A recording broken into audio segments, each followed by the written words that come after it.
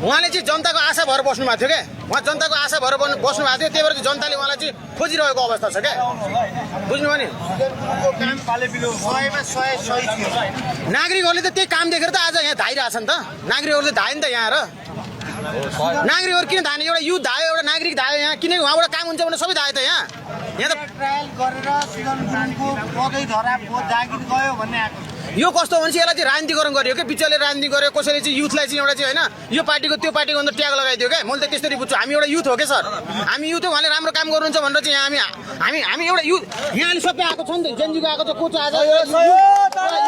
यो एउटा युथको पनि मान्छे आएको छ क्या यहाँ एउटा नागरिक पनि आएको छ यार यहाँ तर यहाँ चाहिँ को पार्टीको झगडा गराइदिरहेको छन् हामी युथ होइन यार हाम्रो पनि त आवाज छ त यार हामीले राम्रो काम